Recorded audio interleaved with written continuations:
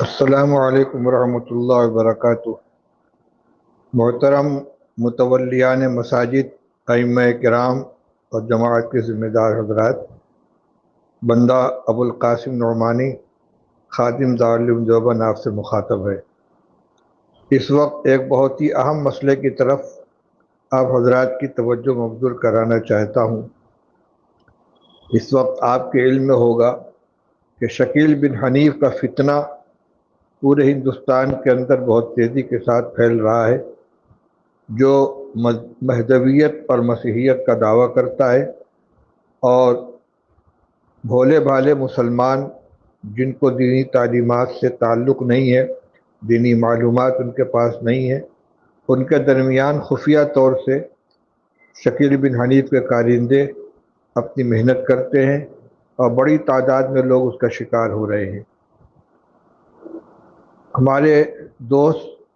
سید ذیشان حسن قادری نے جو فتنہ شکیلیت اور فتنہ قادیانیت کے خلاف احباب کو متوجہ کر کے اور خود اس میں شریک ہو کر بڑے پیمانے پر فتنہ شکیلیت کے مقابلے میں محنت کر رہے ہیں، انہوں نے اس طرف متوجہ کیا ہے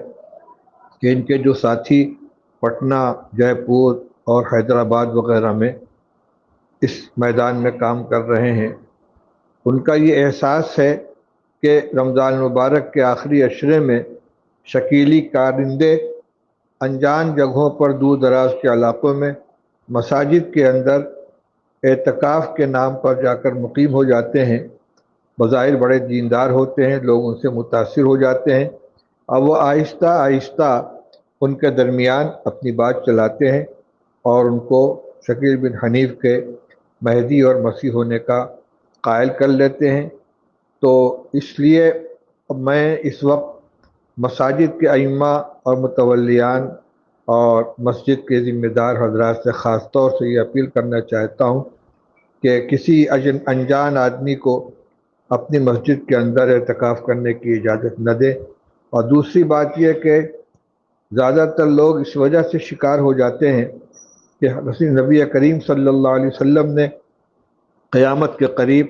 حضرت عیسیٰ علیہ السلام کے آسمان سے نزول، حضرت مہدی علیہ السلام کے ظہور اور دجال کے خروج سے متعلق جو پیشین گوئیاں فرمائی ہیں، بیان فرمائی ہیں، لوگ اس سے واقف نہیں ہیں۔ اس لیے علماء کرام کی ذمہ داری ہے، ائمہ مساجد کی کا یہ فریضہ ہے کہ وہ عوام کو حضرت عیسیٰ علیہ السلام کے نزول، اسی طرح حضرت مہدی کے ظہور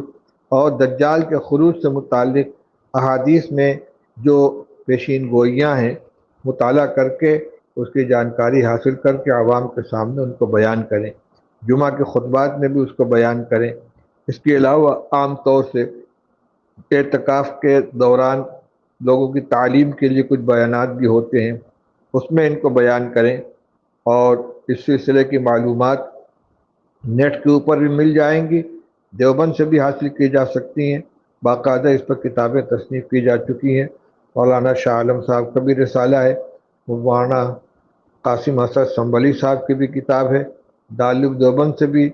فتویٰ شائع ہوا ہے جو نیٹ پر موجود ہے، اس کو حاصل کریں، جس میں یہ صاف بتلا دیا گیا ہے کہ شکیل بن حنیف اپنے باطل عقائد کی بنا پر اسلام سے خارج ہے، اور جو لوگ بھی اس کو برحق مان کر اس کے ہاتھ پہ بیعت کریں گے وہ بھی اسلام سے خارج ہوں گے۔ لوگوں کے ایمان کی حفاظت کے لیے ہمیں اپنی ذمہ داری کو محسوس کرنا چاہیے۔ اللہ تعالیٰ ہم اس کی توفیق نصیب فرمائے۔ وآخر دعوانا الحمدللہ رب العالمین۔